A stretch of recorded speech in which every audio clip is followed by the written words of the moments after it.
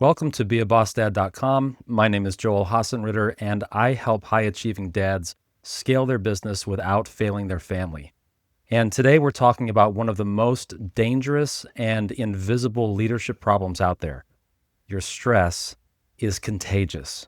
The question is, what are you spreading? So in this video, I'm going to give you a 5-part system to stop leaking stress onto your team and your family so you can lead with steadiness at work and still be fully present at home. Let's paint a picture, and I know you've been there before. You've had a brutal day, back-to-back calls, a deal that fell through, maybe a team member dropped the ball on something important. Your head is spinning, and you still have a stack of unresolved decisions sitting on your desk. And then someone on your team comes to you with a question, a totally normal, reasonable question, by the way, and instead of answering it like the leader you know you are, something sharp comes out. Maybe it's a sigh. Maybe it's a clipped, sarcastic answer. Maybe it's just a look that says, "Why are you bringing this to me right now?" And you watch their face change right before your eyes. They shrink a little, they back off, and now you have two problems. You have the original stress and the damage you just did to somebody who was counting on you. Nobody tells you this when you step into a leadership role. You don't just carry the weight, you radiate it. Your emotional state is broadcasting to everyone around you all day, every day. There's actually a name for this in psychology. It's called Emotional Contagion. Daniel Goleman, the psychologist who wrote the book on emotional intelligence, puts it this way.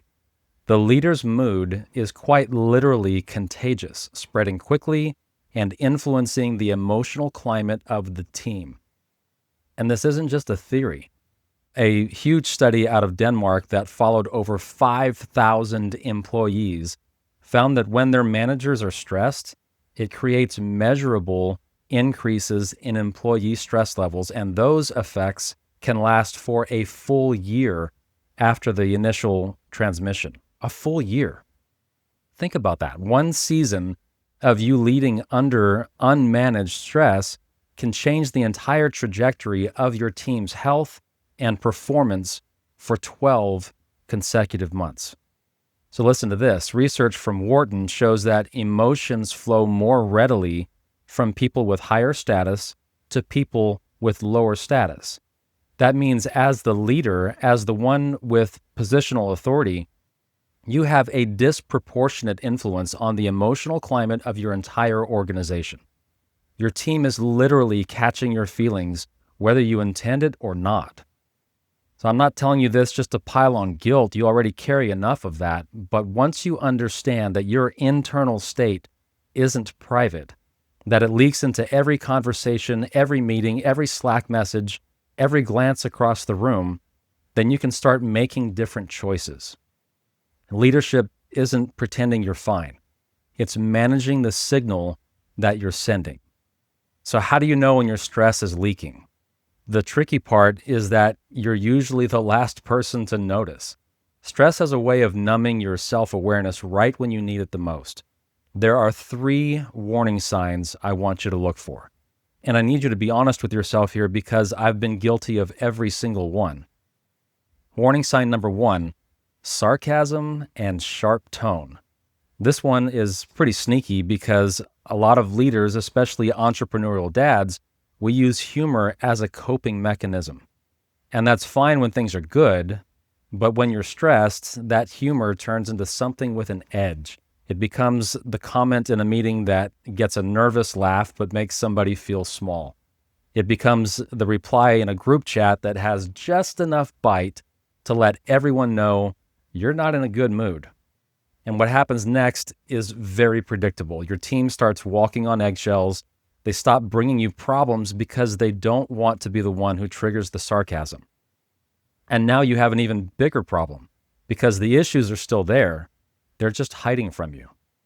Warning sign number 2 to look out for is impatience and rushed decisions. When you're stressed, and I know you've been there as I have, everything feels urgent. Every question feels like it should have been handled without you. You start cutting people off mid-sentence. You start making decisions way too fast just to get things off your plate. There was an article a little while back from Harvard Business Review, and it identifies this as one of the top ways that leaders accidentally stress out their employees. The author writes that erratic, unpredictable behavior from a leader triggers anxiety because it removes the sense of safety and consistency that people need to do their best work. Your impatience doesn't just rush decisions. It teaches your team that speed matters more than quality and that your mood determines the culture on any given day. Warning sign number 3 to look out for is micromanaging. And I know you've probably been on the other side of this too. It's a really big one because when you're stressed and things feel out of control, the natural instinct is to grab for more control. You start hovering and you start checking things that you delegated. You start asking for updates every 2 hours on a project that has a 2-week deadline. And what does your team hear? They hear, "I don't trust you." Even if that's not what you meant, that's what they receive. And when people feel distrusted, they disengage. They pull back. They stop thinking creatively. They stop owning outcomes, and they definitely stop taking initiative. Why would they, right? If you're just going to redo it or second guess it anyway, why would they take that initiative? So I have a challenge for you right now. Think about last week. Did any of those 3 things, those 3 warning signs, did any of those 3 show up? Sarcasm, impatience, micromanaging. If the answer is yes, this isn't a judgment, but it is data, and data is what we use to build better systems. So now you can see what the leaking looks like, but knowing the problem, it's never enough, right? It's half the battle, but you still have the other half. So how do you actually put a stop to it? And the answer, honestly, isn't willpower. I've tried willpower. Willpower is great at about 8 in the morning after coffee and a workout. But by 3 in the afternoon, after 6 meetings and a surprise problem, willpower has a tendency to silently disappear. You need a system. And the system starts with what I call the leadership pause. And I'm not talking about some fluffy mindfulness thing. This is a tactical, battle-tested habit that changes the trajectory of your next interaction. It's the space between stimulus and response. Viktor Frankl, if you've never read the book, Man's Search for Meaning, it's a powerful, powerful book. He was a psychiatrist who survived the Holocaust, and he said it best. Between stimulus and response, there is a space, there is that gap. And in that space is our freedom and our power to choose. That space changes everything. So how do you build it? How do you make that happen, right? Step 1, you have to name what you're feeling before you respond. And I know this sounds simple and rudimentary, but most people in general don't do this. You get an email that frustrates you and you fire back a response within 30 seconds. You get bad news from a team member and you react before you've even processed it. Instead, just pause and name it internally. I'm frustrated. I'm overwhelmed. I'm afraid this is going to fall apart. Naming the emotion, it's not weakness, my friends. Neuroscience research shows that when you label an emotion, it actually reduces the intensity of the amygdala response. You're literally calming your brain by giving the feeling a name, and it only takes 3 seconds. Step 2, breathe before you speak. You've heard me talk about box breathing before. 4 seconds in, 4 seconds hold, 4 seconds out, and 4 seconds hold. Even one round of box breathing changes your physiology. It shifts you from sympathetic nervous system activation, that fight or flight mode, into parasympathetic, which is where clear thinking lives. You don't need to take 5 minutes for this, although if you can take 5 minutes for it or 10, take it if you have it. But just one conscious breath cycle before you open your mouth, especially when you're stressed, makes a huge difference. And step 3, ask yourself one question, and this is a very important question to ask. Is what I'm about to say going to move this forward, or is it just going to make me feel better for 2 seconds? That's the filter, because sometimes the sharpest thing you could say would feel so satisfying in the moment. But leadership isn't about what feels good in the moment. It's about what builds trust over time. Picture this. You're in a meeting. Someone presents an idea that you think is half-baked. The old you, the stressed you, might say something like, "Did you even think this through?" That's a stress leak. The new you, the leader who has built the pause habit, takes a breath and names the frustration, says instead, "I appreciate you bringing this up. Help me understand your thinking on this." The question is the same in context, but the way it lands on your team, that's night and day. The first one shuts down the room cold and fast. The second one opens it up. And your team is watching you in those moments. They're learning from you how to handle pressure. Research from Wharton confirms that team members unconsciously mimic their leader's emotional state. So when you model calm under pressure, you aren't just managing your own stress. You're teaching your entire organization how to regulate or not. Here's something that trips up even the best leaders, especially if you're running a business and leading a family. What do you do when you don't have all the answers? The reality is there are going to be seasons and situations where you genuinely don't know what's coming next and you don't know how to answer it. Maybe cash flow is tight. Maybe a major client is at risk of walking out the door. Maybe the market is shifting and you just aren't sure your current model is going to hold up. I know a lot of businesses that are going through this exact struggle right now.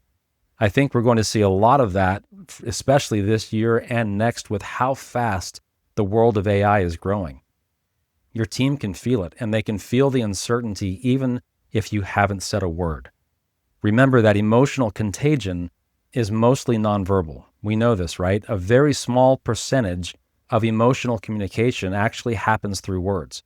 The rest is body language and facial expression and tone. So when you try to, hide the stress, when you put on the brave face and say everything's fine while your jaw is clenched and your emails are getting shorter and more clipped, your team doesn't hear everything is fine. They hear something is wrong and he isn't telling us. And that's worse because now they fill in the blanks with their own worst case scenarios. Uncertainty plus silence equals anxiety. So what do you do instead?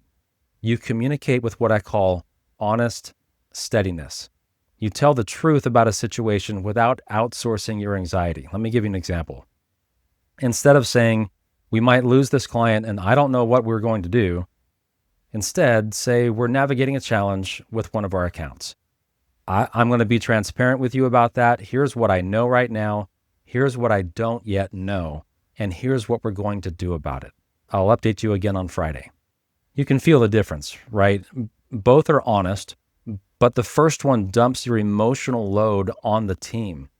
The second one shares the reality while providing direction and a timeline and some level of certainty even within the unknowns.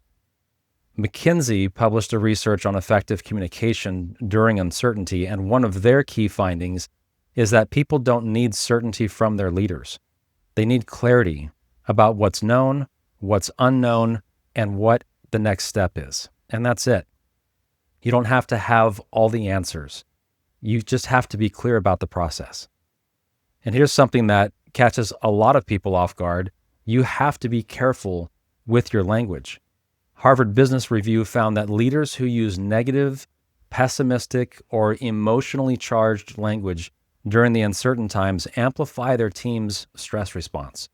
So watch for phrases like, "I'm really worried about this," or "This could be a disaster," or "I have no idea how we're going to get through this," and replace them with phrases that acknowledge reality while directing energy forward. Something like this: "This is a real challenge, and I believe we have the team to work through it."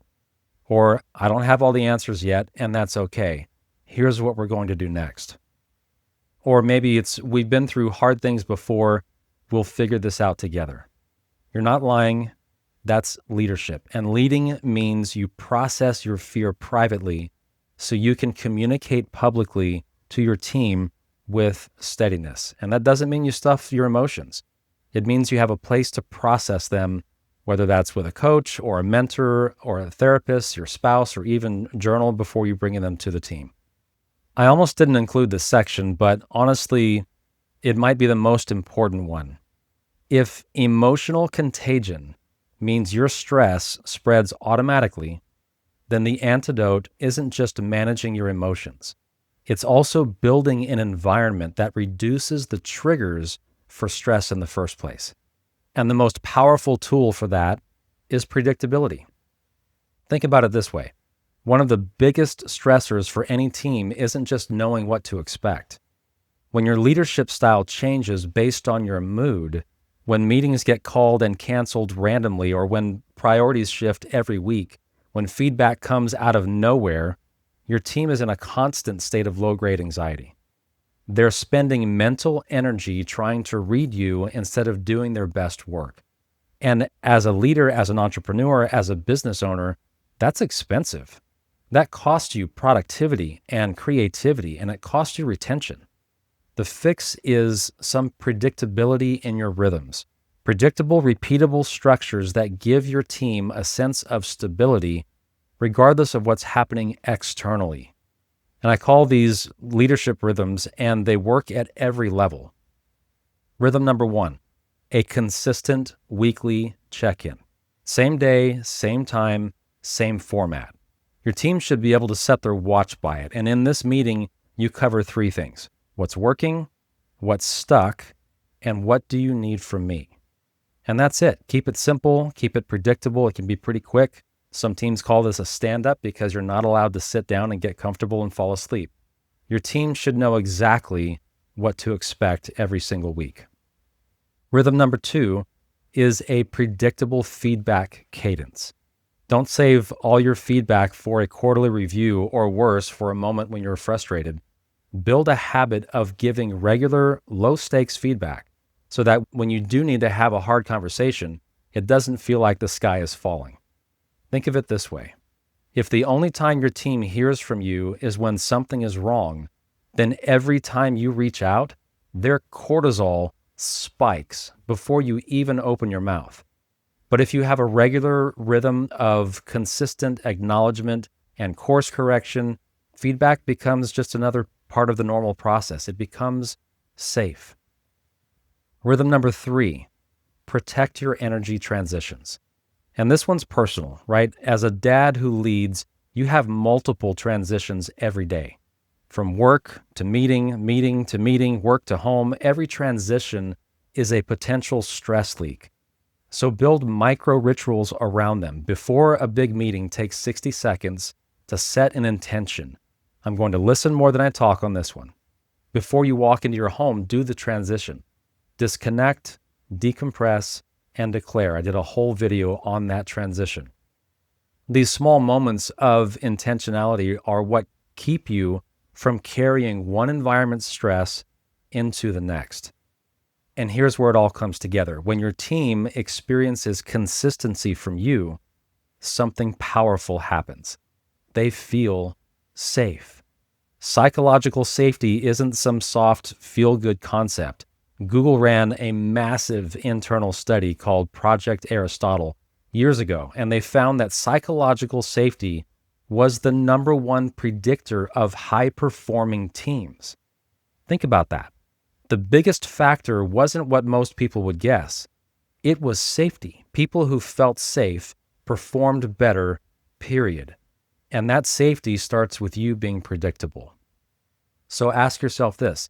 If I asked my team to describe my leadership on a bad day versus a good day, how different would those descriptions be?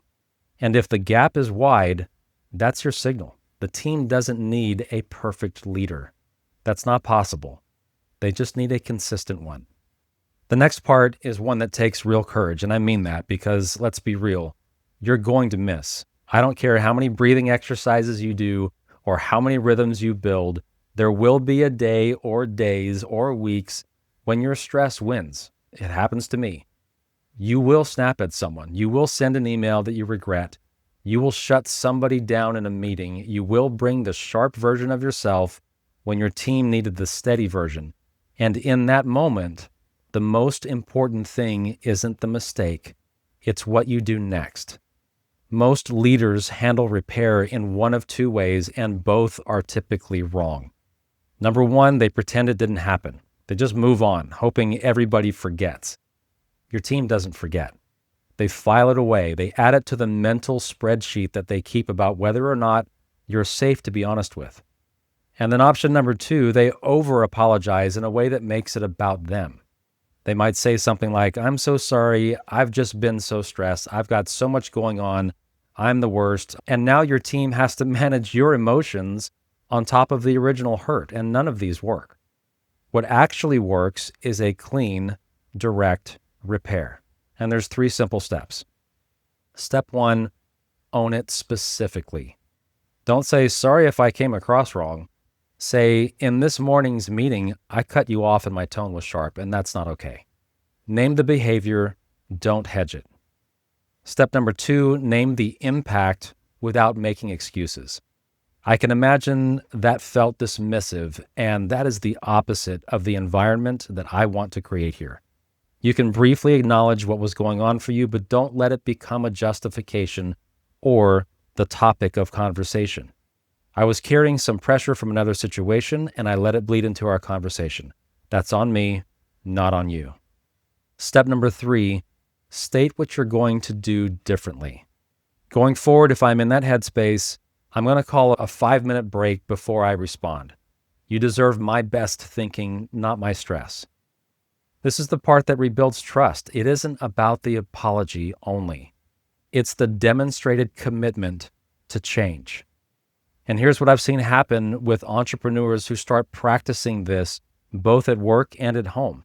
The repairs actually strengthen the relationship, not because the mistake was good, but because the repair shows your people something that words alone never could.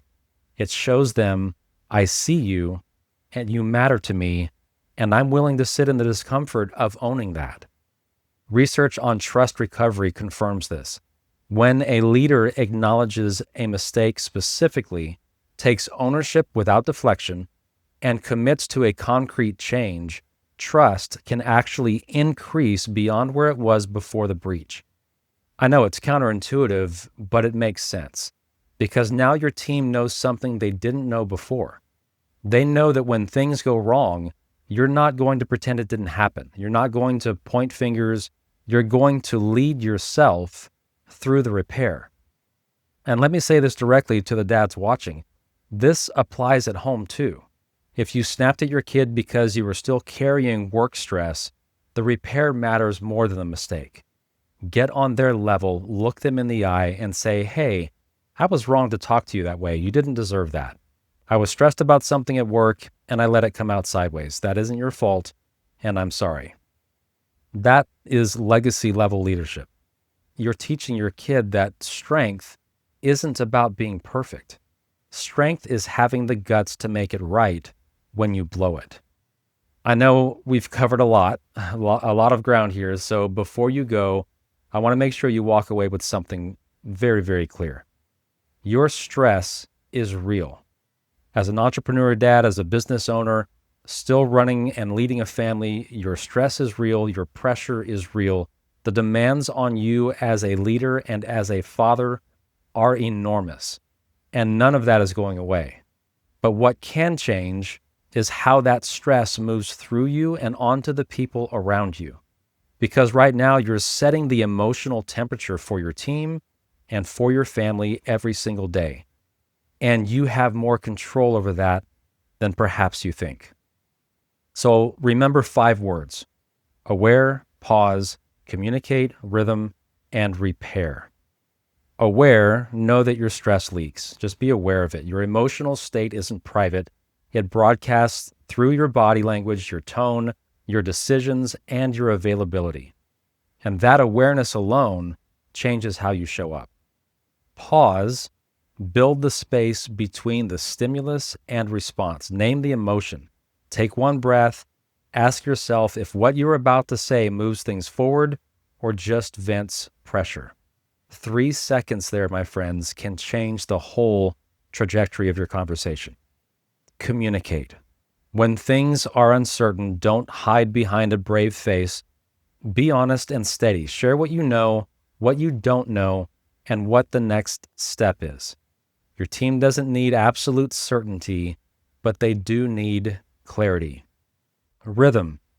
Build predictable structures that give your team stability. Consistent check-ins, regular feedback, protected transitions. Consistency is the antidote to chaos. And finally, repair.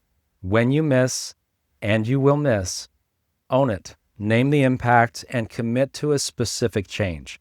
The repair can be more powerful than the mistake. So I have a challenge for you. Over the next 48 hours, I want you to pick one of these 5 and put it into practice. Just pick one. If you've never practiced the pause, try it in your next stressful moment. If you know you owe someone a repair, go make it today. If your team has been operating without consistent rhythms, schedule that first weekly check-in. Schedule that first stand-up meeting. Don't try to overhaul your entire leadership overnight. That's not how sustainable change works. Just pick one thing and then practice it until it becomes automatic, then add the next one. That's how you build an operating system for leading under pressure. And hey, the fact that you're watching this video, you're thinking about how your stress affects the people you lead and the people you love. That tells me something about you. Most people never even get this far, but now it's time to go put it into action. And if this hit home for you, do me a favor, drop a comment below. Tell me which of the 5 resonated most. Was it aware, pause, communicate, rhythm, or repair? I read every comment, and I'd love to know where you're starting. And if you're a dad who leads, whether you run your own business or you're in a high-stakes corporate role, and you're tired of feeling like you're winning at work but losing at home, or winning at home but falling behind at work, I want to invite you to check out the 5-Day Boss Dad Challenge. It's 1 hour a day for 5 days where I walk you through the foundational systems for scaling your business without failing your family. You can find it in the description below or go to beabossdad.com. Hit subscribe if you want more content like this. I put out new videos all the time for dads who lead, and share this with one person who needs to hear it, because I guarantee you know a leader right now whose stress is affecting the people around them. Sometimes the most powerful thing you can do is to say, hey, watch this. It's helped me. Until next time, I'm Joel Haasenritter. Win at business, win at life, be a boss dad.